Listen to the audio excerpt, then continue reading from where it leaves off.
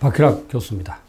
남북 관계를 대적 관계로 전환한다고 공표한 북한이 군사적 도발을 예고한 상태에서 6월 16일 개성에 있는 공동연락사무소를 폭파시켰다.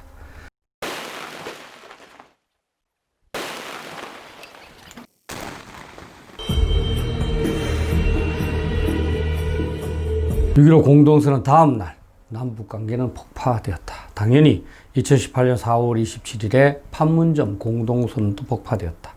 문제는 폭파가 여기서 종료되지 않을 뿐만 아니라 엄청난 민족의 비극, 우리의 비극으로 확산될 수 있다는 것이다.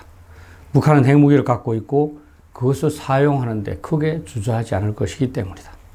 일부에서는 아직도 북한이 대내 결속용으로 또는 미국을 협상 테이블로 다시 끌어내기 위해서 이런 행동을 한다면서 태연하다. 자칭 북한 전문가, 타칭 북한 대변인들이다. 이들이 기껏 상상하는 북한의 도발은 ICBM이나 SLBM 시험 발사, 연평도 포격과 같은 국지 도발 정도이다.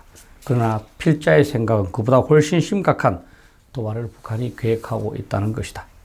현 정부 인사, 자칭 친북 및 지북파 학자, 상당수 국민들은 아직도 북한이 전 한반도 공산화를 추구하고 있다는 사실을 인정하지 않는다. 그러나 북한은 한 번도 이 목표를 포기한 적이 없다. 현재도 북한이 1950년에 발발한 6.25 전쟁의 휴전 상태 아닌가. 핵무기까지 가진 북한이 왜 남한에 대한 무력 적화 통일을 포기하겠는가. 핵무기 몇 발이면 언제든지 전세를 역전시킬 수 있고 사용 위협만으로도 남한을 굴복시킬 수 있다. 북한이 사소한 국지 도발에 그친다면 걱정할 필요가 없다. 오히려 북한의 이미지만 훼손시킬 것이다. 김정은과 북한 수뇌부가 이 정도를 모를 정도로 바보라고 생각하는가.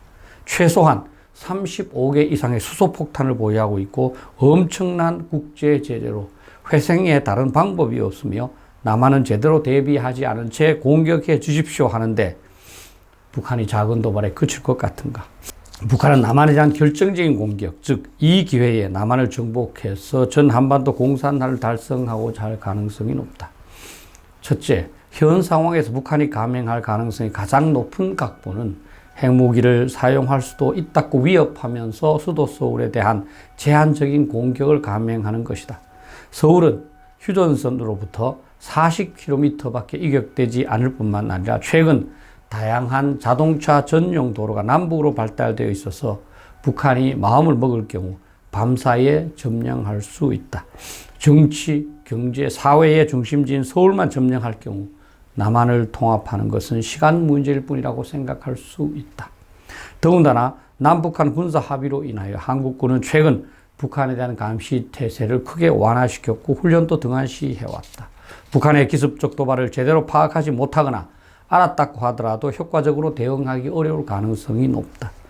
특히 철원 지역에는 6.25 전쟁으로 인한 유해 발굴을 위하여 지뢰를 매설한 후 12m 폭의 도로를 개설해둔 상태이고 김포 지역의 경우에도 하상을 조사해서 그 정보를 북한이 공유하고 있기 때문에 이 두 지역을 활용해서 서울을 포위할 수 있다. 파주 문산 지역에서는 전방지역 한국군에게 비지속성 화학작용제를 사용할 가능성이 높다.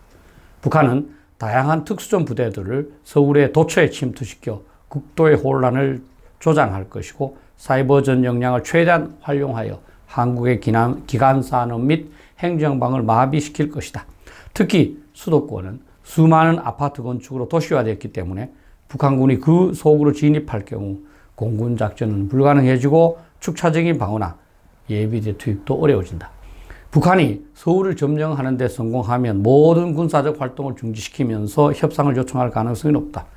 휴전과 협상을 제안할 것이고 남한의 민주적인 정부를 수립한 다음에 금방 철수하겠다는 의도를 발표할 것이다. 동시에 한국군이나 한미연합군이 반격할 경우 핵무기로 한국의 주요 도시를 타격할 수도 있다는 점을 언급할 가능성이 높다. 한국과 미국이 협상에 응하면 북한은 시간을 끌게 될 것이고 그 사이에 서울 주민들에게 체제와 사상을 강요하게 될 것이다. 그렇게 한 후 투표를 실시해서 서울 주민들이 북한에 편입되는 것을 선택했다는 결과를 발표할 것이다. 미국은 북한에 대한 대대적인 반격, 제한적인 응징 보복 등 다양한 가능성을 검토하겠지만 북한이 핵무기 사용으로 위협함에 따라 어떤 것도 시행하지 못할 수밖에 없다. 결국 한미 양국군은 서울을 포기한 채 방어선을 후방으로 이동할 것이고 북한은 기회를 봐서 다른 도시를 기습적으로 점령해서 동일한 절차를 거쳐서 정복해 나갈 것이다. 둘째, 북한은 심각한 국지 도발로 서울에 대한 기습 공격의 가능성을 판단하고 한국과 미국의 대응 의지를 시험할 수도 있다. 그 중에서 백령도를 비롯한 서북 5개 도서를 기습적으로 공격하여 점령하는 각본도 배제하기는 어렵다.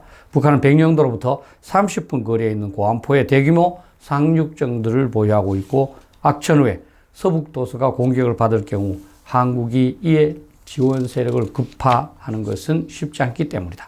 한국 정부나 한국군은 북한에게 말로는 단호하게 대응하겠다는 의지를 표명하겠지만 실제 사태가 발생하면 지리멸멸될 가능성이 높다. 북한이 핵무기 개발에 성공하지도 못한 2010년 북한이 백주 대낮에 연평도에 포격을 가했을 때도 대응하지 못한 한국이 핵위협파 도발에 어찌 대응하겠는가. 서북 5개 도서는 유엔군 또는 한미연합군이 관리하는 지역이 아니라서 미군이 나서기도 쉽지 않다.